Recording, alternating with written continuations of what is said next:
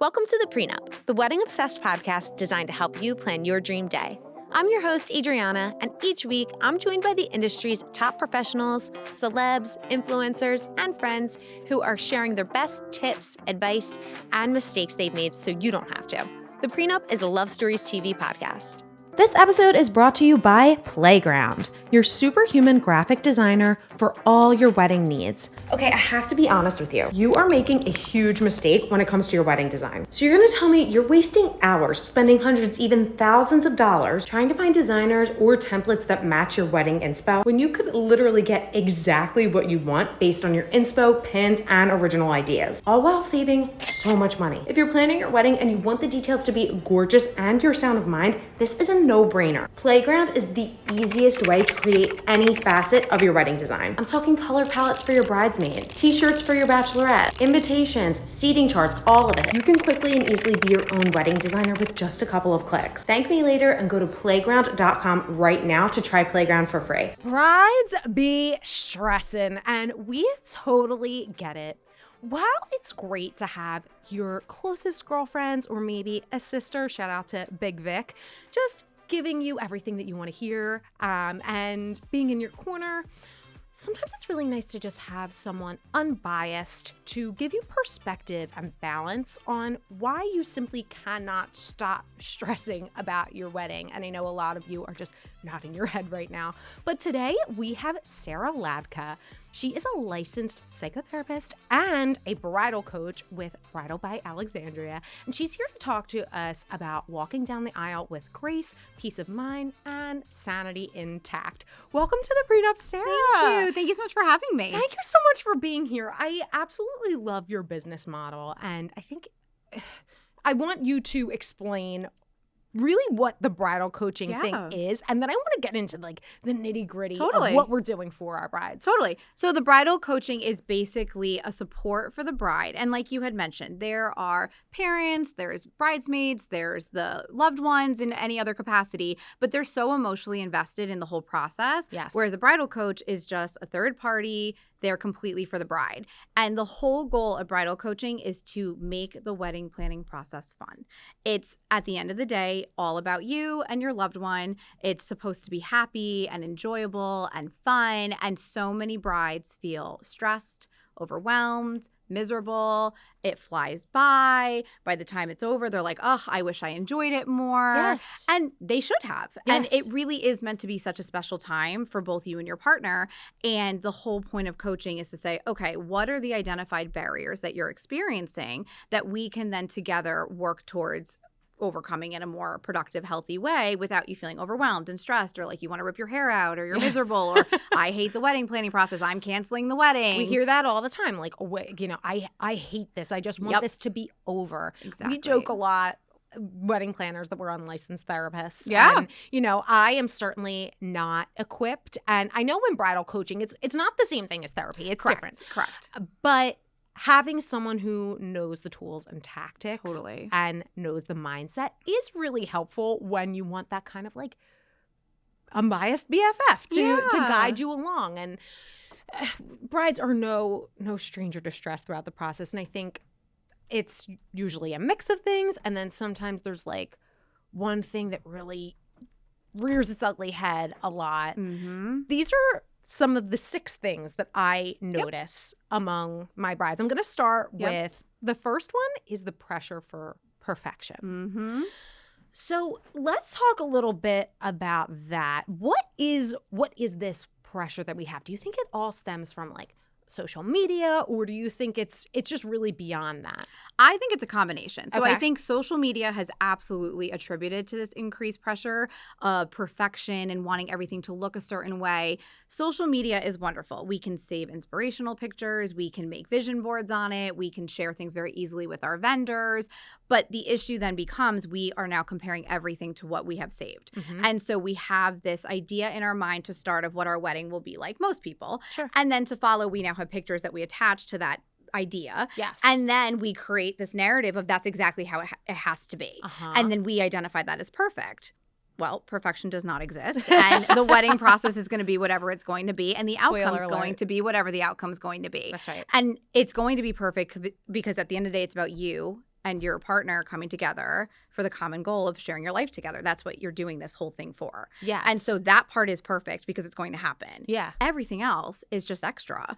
And social media has created so many wonderful components to the wedding planning process, but also absolutely has aided in this constant fear of, disappointment or frustration or it's not going to be perfect. Right. Because everything is so curated to be quote unquote perfect. Yeah, especially when it comes to weddings. I mean, vendors, we talk about it all the time when people ask why the wedding tax exists. It's like, okay, well, no, it doesn't, but there is this standard of perfection that must be met for the couple. They are expecting better than the best, which they should. They're paying a lot of money. It's Totally. an important day. It's a big deal. But I think we do need to, a little bit, at least around weddings, redefine perfection. Correct. Because perfect is marrying the love of your life. Absolutely. That's 100%.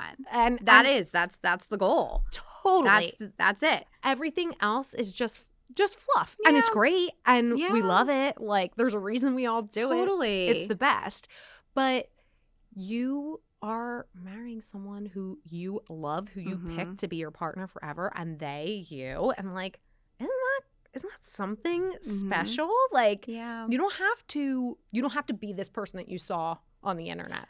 Right. Because you guys have each other. Right. And it's so interesting too because everything is so curated specific to that account or that whatever it might be. So you can have inspirational pictures saved from so many different entities, but those are all curated for those entities. Right. So it's this concept of meeting perfection. It's but each one defines it differently anyway. Yes. So define your own idea of what perfection is then. And like we just said, it's marrying the love of your life. That's the part that matters the most. Yes. Comparison is the thief of joy. Absolutely. It is the Absolutely. truth. And yeah. when you're looking at these people, you don't even know that they enjoyed their wedding day. 100%. 100%. And everything we see constantly, even in our personal lives outside of wedding planning, is so curated. No one is posting the difficulties or the struggles or the hardships. We're all posting the highlight reel. Yeah. And we all do it. We all, even knowing that, we all get sucked into it. Sure. We all decide that, I have to have this like this or live like that or this one's doing that one. And ultimately, what I always tell brides is take a social media detox. When you start noticing that creeping in of it needs to be perfect, it needs to be like this, or my vision board and all this stuff, you need to take a social media break. How long do you recommend? Honestly, it depends on the person. Okay. But I would say at least a week. Okay. Give yourself a solid week. Some people, if mentioned a week, they're like, oh Yeah. my gosh. So fine, start a day. Do a Yeah, day. Whatever works for you. Start small. I always laugh when there's an influencer or someone and they're like, I'm taking a little social media break. And then not 2 days later, they're like, I'm back. They're like, hi. You announced your departure. Correct. Correct. And it doesn't even have to be anything for brides to do it in that fashion, right? A lot of influencers do that, obviously, because they're large followings. But for a bride, it's don't even make it a thing. Just give yourself the permission to say, I'm going to take a break. Yes. Maybe move the app on your phone so you're not immediately clicking it, or truly just delete the app off the phone. Yes. Not your account, just the app, so that it's not even there, and see how you do. And so, start with a day. Yes. If that feels too daunting, start with an afternoon. Maybe every evening you would scroll. So just maybe one evening, not scroll. Yeah. See how it feels. And I've never heard someone say that they felt worse after Oh that. my God. It's really, really freeing. For any of my Catholic girlies out there, Lent probably has just ended by the time this airs. But one of my best friends gives up social media for Lent. Yep. Anyone who isn't Catholic and doesn't know what Lent is, it's 40 days that Jesus gave up food and water. Shout out to Jesus. Whew. Mm-hmm. That's no easy feat. But you make a sacrifice during Lent. So you give up whatever. But one of my best friends gives up social media, and she loves it so much that she'll do it throughout the year too. So she'll take these little breaks, and she's like, I don't even miss it anymore. Yeah. The only thing that I miss is keeping up with who got married. Absolutely. Or, whatever. Absolutely. And if that's the case where you worry about staying connected with friends, find other ways to do so. Remind yourself to shoot them a text message. 100%. Send a reminder, put a sticky note down hey, send so-and-so a text, or even just your closest group of people, send them a quick text. Hey, FYI, I'm taking a social media break. Would love to still stay connected. Let's put that effort in to do that. Yes. Great. Done. That's all you need. There's Really, nothing really else smart. we really need on social media. like realistically, there's nothing we really need. We can find it in other avenues. We've lived without it, so we can live without it again. Sure have. Yeah, it's just like this addiction that we've come to. But yeah. Okay, next thing I want to touch on, Sarah, is indecision. Yeah. This is tough. I usually find this pretty early on with my brides. If they're indecisive by nature, usually it'll last throughout the whole thing. But in the early stages, there's just so many different styles and options. And it comes back to what we were just talking about, like being inundated with all these things. So how do we guide brides through the difficulty of trying to choose what they want for their wedding? Yeah, it's a great question. So ultimately, I think a lot of it comes down to timing. So brides will get engaged and then feel they have to figure out everything right away. Yes. It's like, I'm engaged, I have to have everything figured out right now. And they don't. They have plenty of time for so many things. And I see this a lot with the dresses in particular.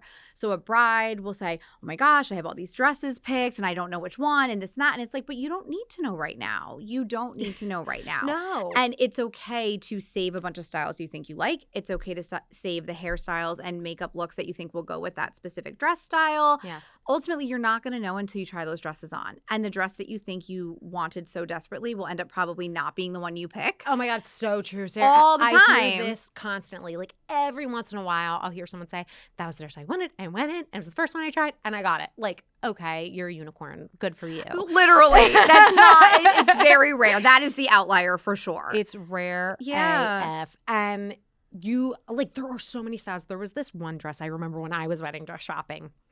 I wanted this gorgeous, like a high neck. I think it was a Julie Vino. Just like, it was so sexy and delicious. And the model is probably 6 foot and 115 pounds. I am not either of those things. You know, it is what it is. Here we are. But yeah, it didn't look good on me. I looked like a stump. And that's okay. Totally okay. That it was what I thought I wanted. Exactly. But it ended up not even being close to what I got. Exactly. And I think that is so important what you said. Like, until you do it, until you're there, like, you're not going to know. So don't stress about making those choices. And imagine, like, for that story you just shared, if you had spent all that time going back and forth, well, what do I do? What do I do before you even put the dress on? Yes. Now that's so much time and energy you've exerted towards something that's not even relevant in that moment. So that whole time you could have been talking to all your girlfriends or your parents or whoever, like, oh my God, do I do this? Do I do that? But why? And it's always those things that drive us so nuts. Yes. It's like the what if. And it's like, all right, well, let's just like cruise roll, do our best, and see what happens. It's probably going to be pretty good. Exactly. And also giving ourselves permission to take right and wrong and good and bad out of our vocab. Yes. And just letting the choices be choices. Yes. You're going to pick whatever you pick. Yes. That's it. And that's it. That's it. And that's it. Another thing, I mean, I usually don't talk about myself this much. I'm so sorry. No, but don't be. I love hearing it. I just feel so comfortable with you. I mean, you just give that energy. I'm like, I want to tell you everything. I'm sure everyone does this to you. But, like, choices we make. I chose to get a pretty bad spray tan before my wedding. I look back on the pictures and I still think I look beautiful. And you like, probably in did person, look gorgeous. I like maybe it was a little orange. Sure. And maybe my husband told me not to do it and I did it anyway. And that's okay. Like, totally okay. We had the best day ever. Exactly. And that's just it. It was a choice you made. Yes. The outcome was the outcome. Yes. Okay, you roll with it. Yes. And even if an outcome is one that maybe is less desired or not the one we initially thought, you just roll with it. Just roll with it. It's okay. Yes. And so I think timing is a huge piece of the indecisive component where it's really evaluating, do I have to worry and put energy into this right now? Yes. Or is this something that I can put on the back burner and revisit at another time? Yes. Taking those words out of our vocab so there's no pressure of what types of decisions we're making. And also trusting yourself. Yes. So many brides forget to trust their own sense of self. Yeah. And they're looking to everybody else.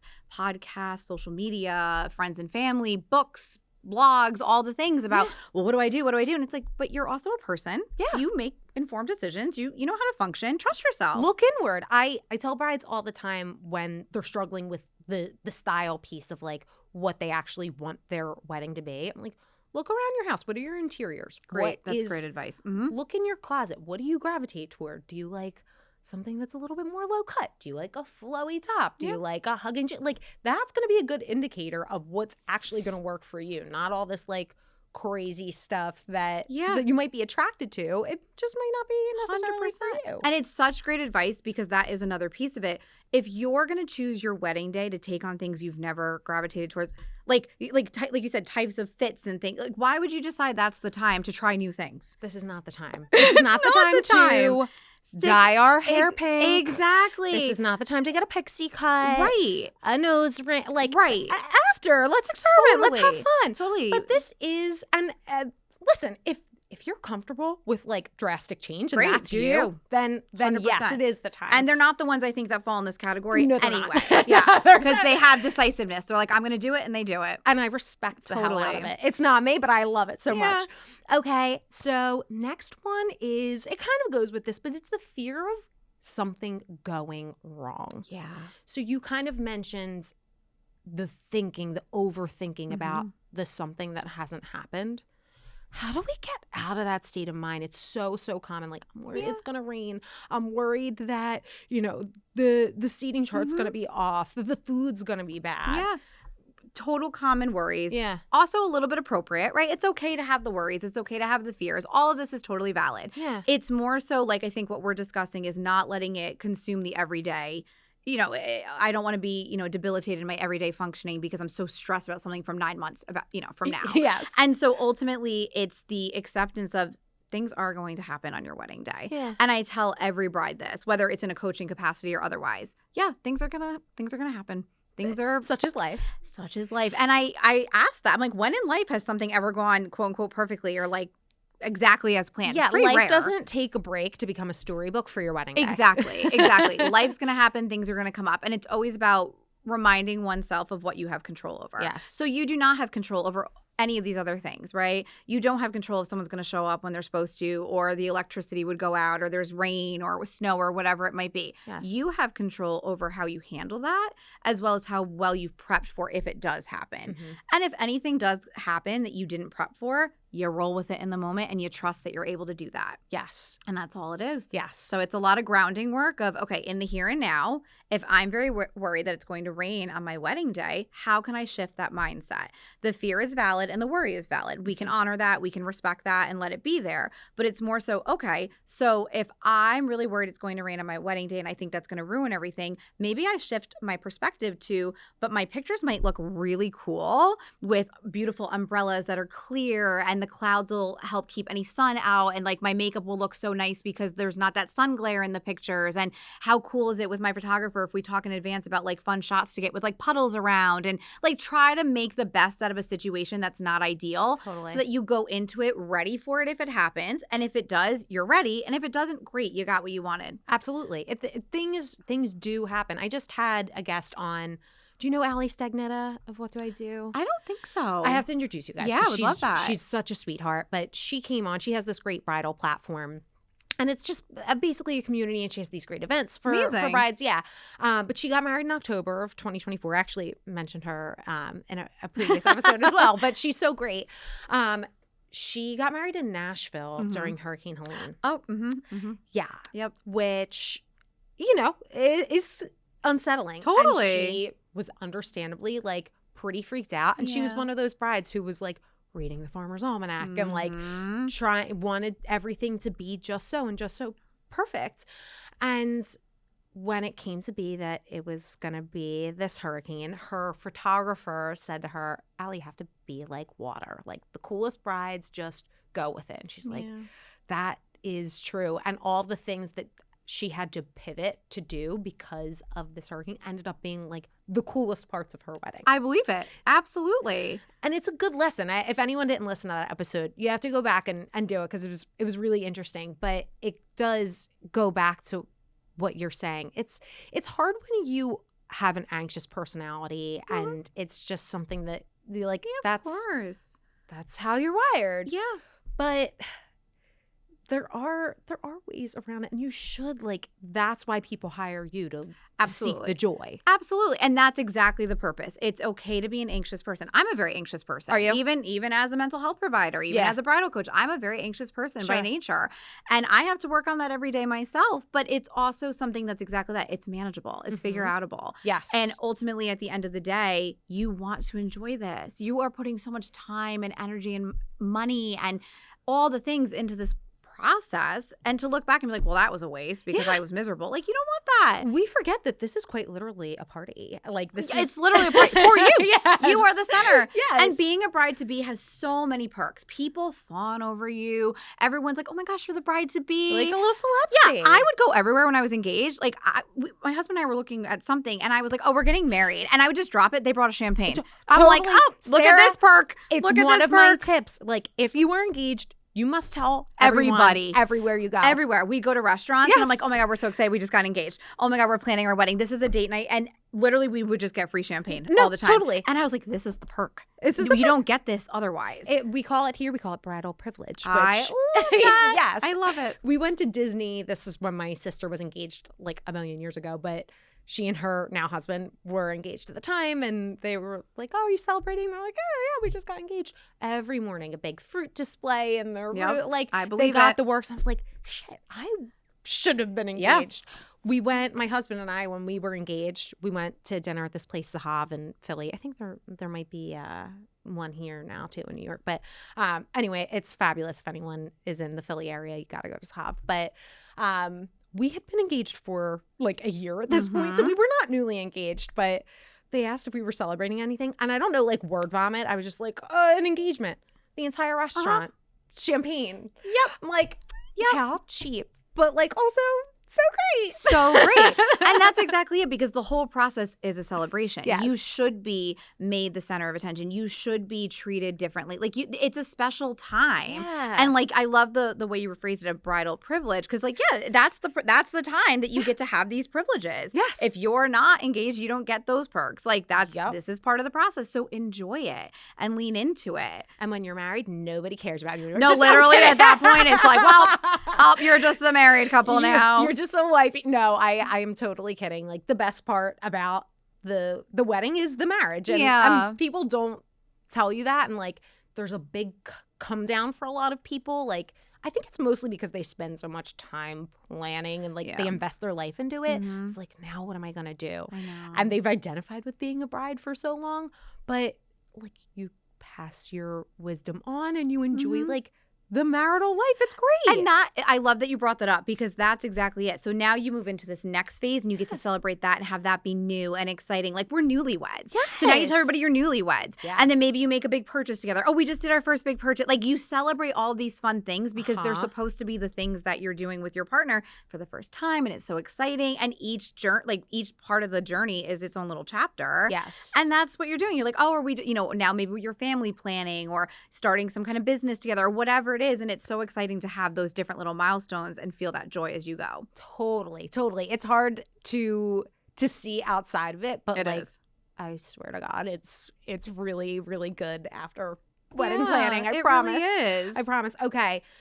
This episode is brought to you by Playground, your superhuman graphic designer for all your wedding needs. Okay, I have to be honest with you. You are making a huge mistake when it comes to your wedding design. So you're gonna tell me you're wasting hours, spending hundreds, even thousands of dollars trying to find designers or templates that match your wedding inspo when you could literally get exactly what you want based on your inspo, pins, and original ideas, all while saving so much money. If you're planning your wedding and you want the details to be gorgeous and your sound of mind, this is a no-brainer. Playground is the easiest way to create any facet of your wedding design. I'm talking color palettes for your bridesmaids, t-shirts for your bachelorette, invitations, seating charts, all of it. You can quickly and easily be your own wedding designer with just a couple of clicks. Thank me later and go to playground.com right now to try Playground for free. Next thing that is like, it's a big thing, but people really stress about the cost. Yeah. We spend so much money on weddings.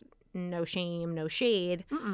It's just one of those things. And I think that is hard with the perfection thing too. It's like, when we're spending so much money on something, we do have this expectation that it should be a certain way. So grappling with the cost, what do you think is kind of I don't want to say a solution, but a way to kind of like get through that budget area of planning while remaining calm? Yeah, well, I think that it comes down to actually having the discussion about finances. A lot of the brides that I talk with when I bring this specific topic up are like, "Oh yeah, we didn't really talk about it," or "Oh, we didn't really get into it yet," and I'm like, "Oh, okay." Like this should be one of the first things that are discussed. Yes. Making sure you and your partner know exactly what you actually can comfortably afford. Yes. What your budget range is, and if you're going to get support from outside entities, making sure you know that information in advance or know that it's not happening, whatever it might be, and truly have that really great dialogue and communication to start. I think a lot of people feel so uncomfortable talking about finances, which is appropriate and acceptable. But I also think when it comes to merging, your lives together, there's a level of comfortability you have to start to develop around talking about finances. You do. And it's especially if you grow up in a family who like maybe didn't talk about money. Like I know for a lot of people I talk to, that's their reality. It's like, we got by. We did existed, it. Like, just did it. Exactly. Yeah. And that's hard for someone who's maybe a little more fiscally responsible. Yeah. But you learn those things. I keep throwing back to episodes, but I had another episode that aired recently with a real couple, Hannah and David, who were so wonderful, and they were really transparent about everything, which I was so grateful for. But they said their budget is $100K all in, and we were just talking about like where that gets you in New York City. Totally, and, people were really surprised to find out that it's actually not that. I know. I was like, oh, but they're doing it, and what I love so much about them is they are like $100,000. Like, let's not forget, it's a lot of money. It's a lot of money. A lot of money. So when you say it's like it's not that much money in the wedding world, it's like, let's get back down to earth. Like we are not Jeffrey Bezos. Like if it's not in your budget, like it shouldn't be in your budget. And that's exactly it. And that comes back to the comparison and the perfectionism piece, because that's what it is. Well, I should have this, or we're supposed to have this, or so and so had this, or my vision board has this. Great, that's lovely. Yeah. But this is real life. Yes. And you have to sometimes come back. Like you can go have your fun and get your free champagne and be on like cloud nine, but then these are the times you kind of have to be a little more grounded. Totally. And just really kind of bring it back into what can we actually afford? Yes. What is my vision? What's your vision? Now, how do we make that work within our budget?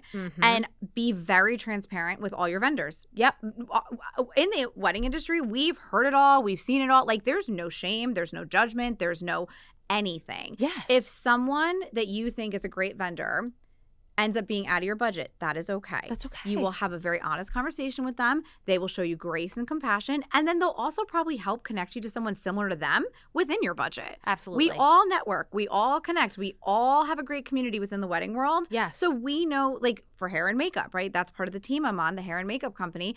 And ultimately, if someone doesn't find our services within their budget, we have really great referrals in the community that might align better with what they're looking for. Totally. And we will happily refer them because we want to support one another and support the industry as a whole, but also make sure the couple finds something that fits their need. We're not just like, oh, well, that sucks. Bye. That's a really great tip. I have an event in LA next week, and I had reached out to someone for makeup, and I don't go to LA often, so like I don't know people out there, but I reached out to actually a couple people, and all three people that I reached out to weren't available, and all three provided me with people that they like. I think couples don't realize that going. I don't think so either. The network is so strong, right? And like planners are friends with planners, photographers are friends with photographers, makeup artists are friends with makeup artists, like, and that all intermingles too. Yes. We're friends with planners. The photographers are friends with makeup artists. Like everybody is so intertwined. Yes, talk to them. Like they will help you find someone in your budget, and not only talking to your vendors and being upfront with your vendors, but you mentioned, of course, having conversations with each other and also the fellow contributors. Absolutely. So important. You need to know. And the reason I brought up Hannah and David, and my AZZ mind is like going everywhere, but I loved that they're young, but they're like super grounded and realistic. Yeah. And they had these very, very early conversations with their parents who were, all four of them are contributing, and they're so grateful and lucky, but there was a certain number to start. Totally. And their parents were like, we don't want you to have this certain kind of wedding that maybe you were thinking of. And they were like, that's totally fine. Yeah. We respect that. But the wedding that you're looking for is going to cost a lot more. So we're happy with this way and the original budget. But if you guys are expecting something else, and the budget did increase, and like that is the way, like, handle it with grace. Like, don't get mad that things are and call out the uncomfortability. Yeah, so you know, speaking to the point better of now than like just be like, in the hole. Listen, this is going to be kind of an awkward conversation, but we have to have it. Yeah, like sometimes just saying that and prefacing it with like, yep, I'm feeling super uncomfortable to talk to you about this, but I know I need to, so can we chat about it? It breaks the ice. It identifies that there's like that feeling of uncomfortability there, and the conversation will likely flow much nicer, as opposed to if you go into it anxious and kind of like, It's so true. I like that you said call out the uncomfortability. Like, this is going to be an awkward conversation. Because when you're gearing up for that, that's what you're thinking. That's when you start to sweat and you're like, oh my God, this is going to be an uncomfortable conversation. Don't keep that in. Just say it like, oh, this is so uncomfortable. Totally. No, literally. Just be like, this is so freaking awkward. Like, sorry, I know. Like, you know, whoever it is that might be monetarily contributing, or even if you feel uncomfortable talking to your partner, just be like, this is really awkward. How do we make this more fun? Do we take a shot? Should we do something first? Like, maybe do this over cocktails? Like, how do we do this? But not too many, because you want budget talk to be like, of course. Grounded. Like, let's do a shot now, and then after we figure it out, let's have and then we'll celebrate. Cocktails. Yeah, exactly. Okay, love it. This one's tough too, and it kind of goes along with what we're talking about. But the merging of family dynamics. This is like probably the biggest one. We have a segment called premarital counseling that we're going to get into next. But usually people write in about their future in-laws and the disagreements that they're having. So I want to talk about that a little bit. I know obviously people grow up in different ways and like they're wired differently. Yep. But when you marry someone, I firmly believe that you marry a family. Yeah. And you know, if they're close with their family. Yeah, absolutely. So how do we navigate maybe disagreeing schools of thought, or just really not seeing eye to eye throughout the wedding process with either our own family or future in-laws? Totally. Again, comes up all the time, especially in the coaching capacity. I'm sure people all the inundate time. you with this. Absolutely. And ultimately, it comes back to that same concept of you and your partner need to be so solid to start. I think that's the most important foundation to all of this, is you and your partner need to have had these conversations to begin with. Hey, listen, I'm feeling a little uncomfortable about the idea that perhaps someone in your family might say or do something to make me feel pressured or stressed.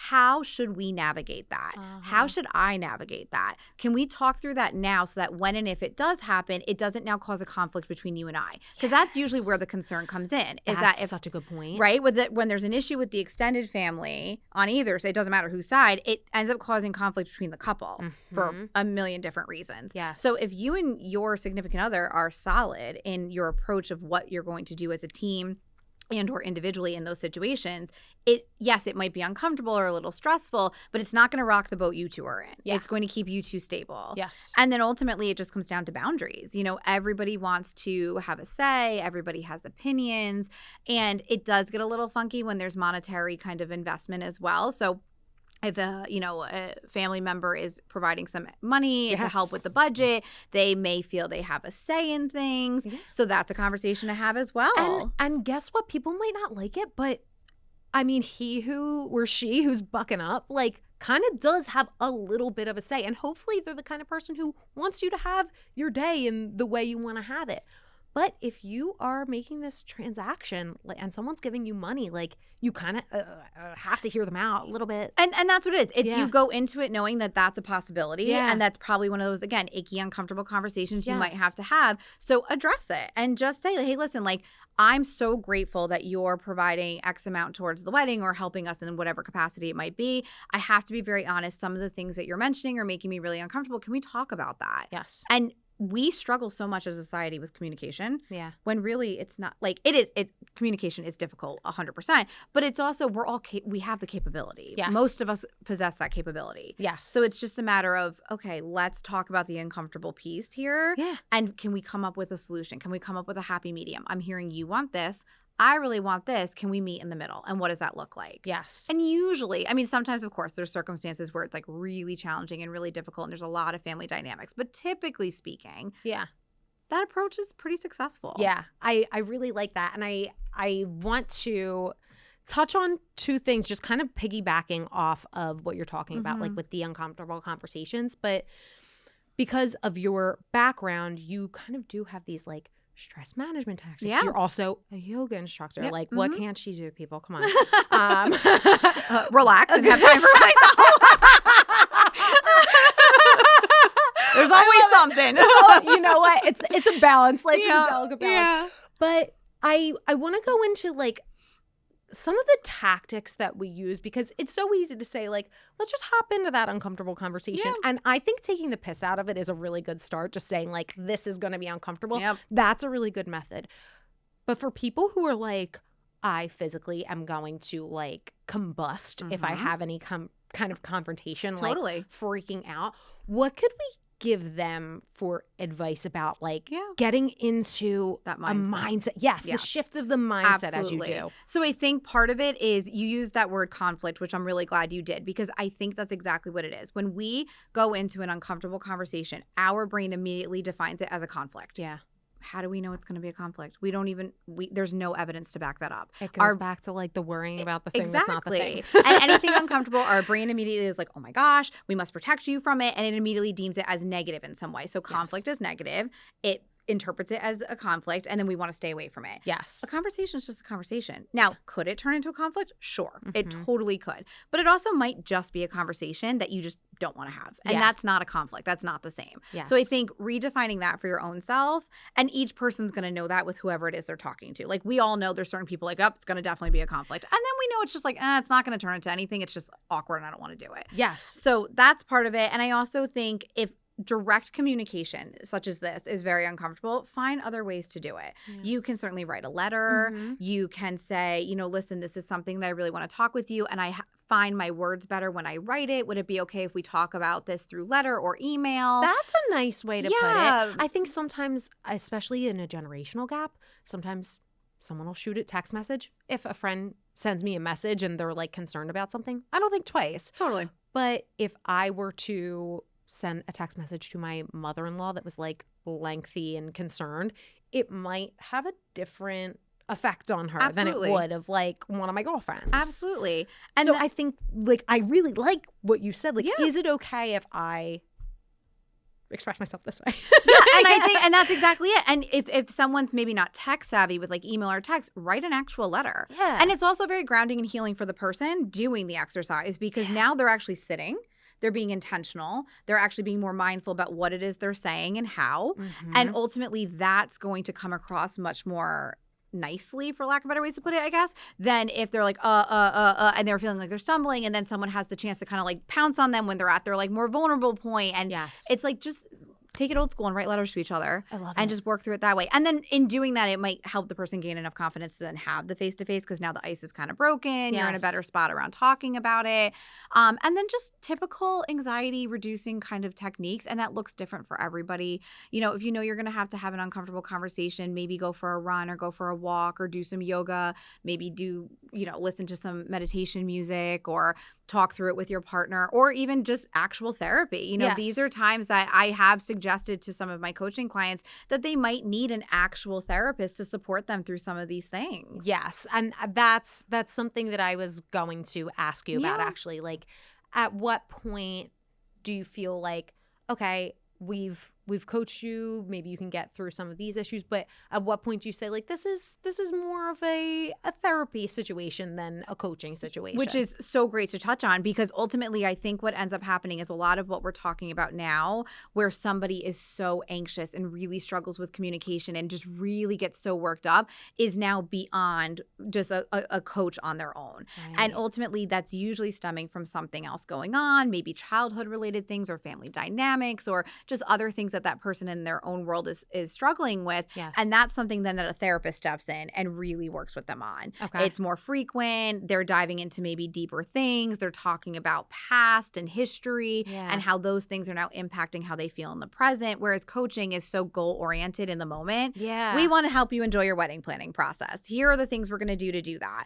And we get a little deep, but not that deep. So I think if there is somebody who's presenting to me as very anxious and the tips and tools I'm giving aren't really resonating or they're feeling like, nope, this isn't going to work, then that's when I would appropriately kind of give them that feedback of like, you know what, this seems like it's something you could really work towards in a different capacity. Okay. And it would be so healing. Yeah. And it would help them so much. Yeah. Oh, okay. All right. That's really helpful. And again, I like to highlight the fact that not only are you a bridal coach, but you are also licensed. So being able to differentiate those two and also recognize when someone needs the help beyond you is a huge deal. Absolutely. So that's why I love your service specifically. Thank you. Okay, so because I just get off on crazy tangents and always lose track of time, I do want to get to two things. I want to get to our premarital counseling session, which is something we do every week. Our listeners write in. If they have questions, concerns, they need advice, they email Adriana at the-pre-nut.com or podcast at lovestoriestv.com. And we always keep it anonymous. We always change a name if we have to. So today's is going to be Renee. I just got a little crazy today. But Sarah, would you help us give some advice to Miss Renee? Okay, she says, "Hi, Adriana. Love the prenup and I'm in some need of premarital counseling. My fiance has been great during wedding planning. While I've done most of the planning, he's always offering to contribute whatever he can.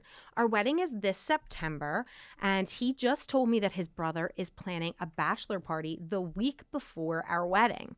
They are planning to stay local and do a baseball game, dinner, and a night out." Sounds fun. I'm furious that he thinks this is even an option, and doubly furious that he doesn't understand what kind of stress we'll be under in the weeks leading up to the wedding, let alone the week before. He's adamant that it has to be this specific weekend because of friends' schedules and his preference to do it closer to the wedding. How do I get through to this man? Okay. So I have a lot of thoughts. Okay, on this one. I want to hear thoughts. I have a lot of thoughts. So the first and most important thing is that this is just as much about the other person as it is you. And obviously in this situation, like bridegroom, right? So the groom has just as much of a privilege to be excited and share this journey. And you know, he might have also, like, my husband wanted to get married. So like he was like, I've always dreamed of this. I've always wanted, like, grooms get really excited too. And like this is about him just as much as it is about her. Yes. And so a bachelor party sounds as though it's something of value to him and something he really, really wants as part of his experience. Yeah. And so I think that it's first important to just, you know, take a step back and be like, okay, all right, this is important to him. Obviously, doing something with his friends is very important since he's adamant it has to be that week. Yes. And ultimately, then back to that communication. So much of this is that communication of, all right, we're in March. The wedding's in September. That's what, 6 months? Yes. We have 6 months. So much of what we need to get done is going to get done in that 6 months. Yeah. The week of the wedding, I was actually chilling the week of my wedding. Like I was saying, like I went and got a massage. My husband and I did like a date night. Like we just kind of, like we were chilling because at that point, so much is already done. It's like you get to a certain point where literally everything's done. I think that's what her specific issue is, because this was a submission wrote in this week. So she's in that 6 month stretch Which of is like chaos. Yes, the 6 months before you're like, yes, and you're thinking about all these things. There's all these decisions to make, but like that does stop at a certain absolutely point. 100, and it's so great that we're talking about that because it does. All of those things do come to an end. Yes, in the sense that they're handled, they're settled, they're taken care of. The week of the wedding really isn't. I mean, again, every wedding's different, but usually they're not. It's not that hectic. The day of can be a little chaotic with all the moving parts, but like the week of, you're kind of like, right, now what? Like everything's kind of done. You've done what you needed to do, and like, of course, things pop up and there's last minute things, but like. It sounds like it's just a day. It sounds like it's just right. If I'm hearing it correctly, it sounds like it's just the day, maybe the evening into the next day. So like a night over perhaps. Yeah. And local. So not even like a flight or anything needed. And also, if there are specific things that the bride is worried about for that week, communicate about it now and problem solve in advance. You have 6 months then. If you're thinking, okay, we're going to have this, and this to do that week. Problem solve now. Totally. How do we work around it with that one day not being available then? Yes. That's it. Maybe you're doing some like DIY stuff. Maybe that's your craft night, or you're like assembling the welcome baskets with your bridesmaids, or Exactly. whatever. Like, exactly. do something fun yourself, because it's what you talked about earlier, and it's so enlightening. Like, this should be fun.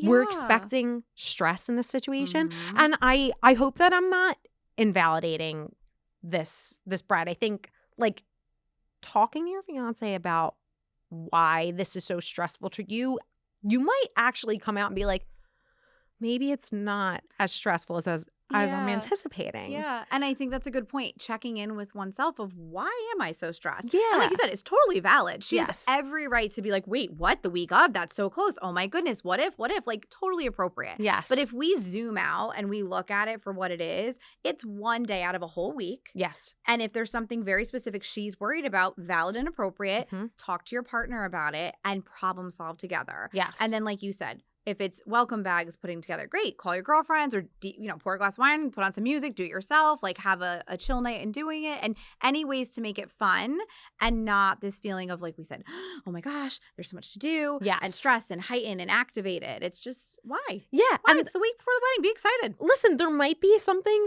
that pops up that maybe is a little bit stressful. Express that to your fiance. Totally. Like, I feel like I want you on call. Like, you're my comfort person. Right. And Can I'm I text you? Yes. Right. Are you available if I'm just like worried about something? And it's totally fair for him to say, like, for this one day, like, let's figure out another person for that. Yeah. And like that week, if there's something big that you're like, I'll take on this thing so that you can have freed up time to do whatever thing it is you're stressed about. Because it sounds like, as most brides, she's the dominant planner, which is totally fine. And in hetero relationships, always someone is.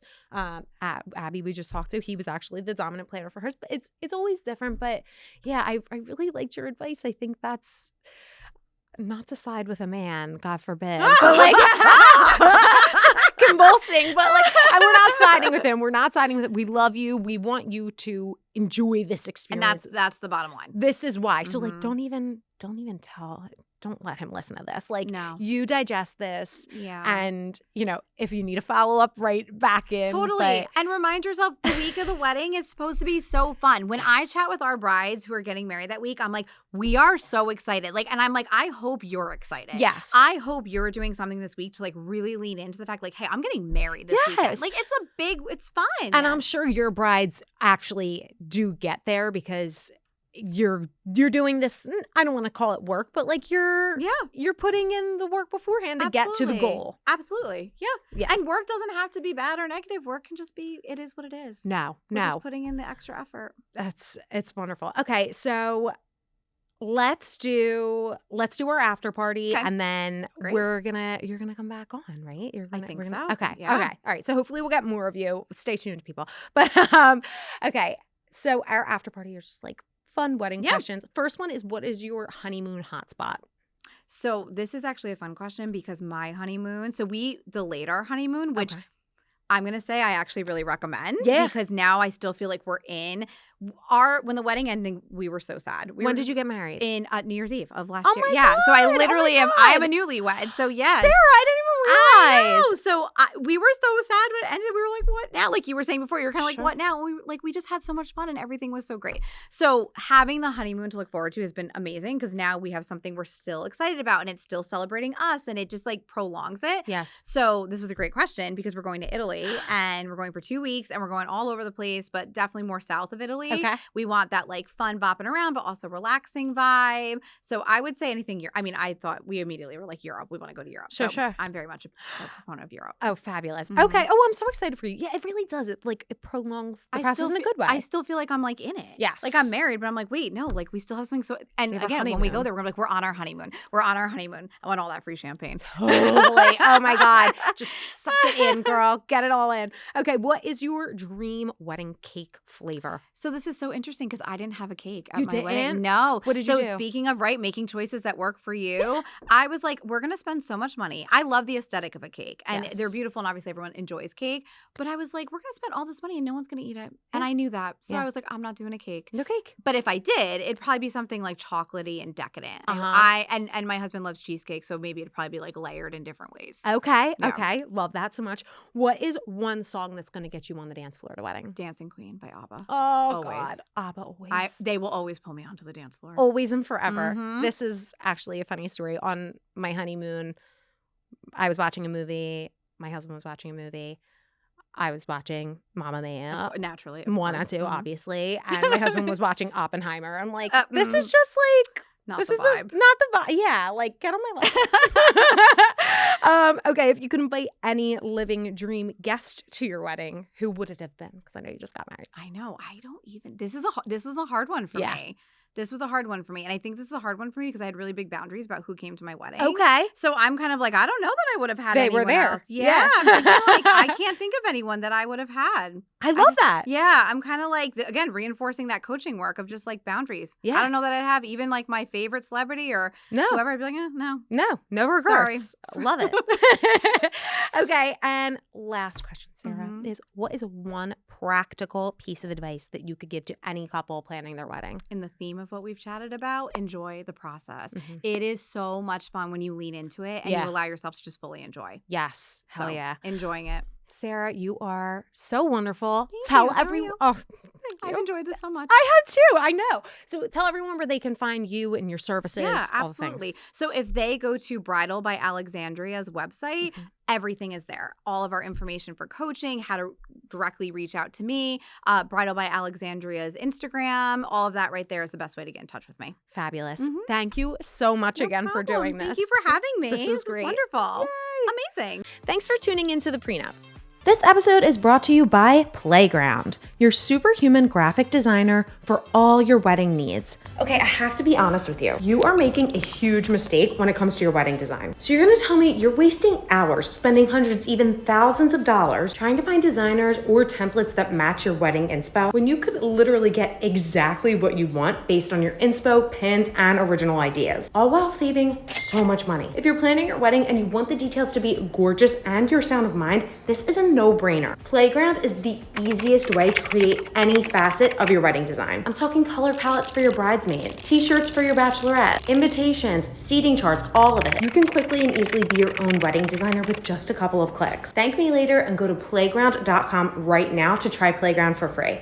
Don't forget to subscribe and leave us a review on your favorite podcast platform or on the Love Stories TV YouTube channel. Follow at @the_pre_nup and at Love Stories TV on Instagram for more. Have feedback or suggestions for the next episode? Feel free to reach out to us at podcast@lovestoriestv.com.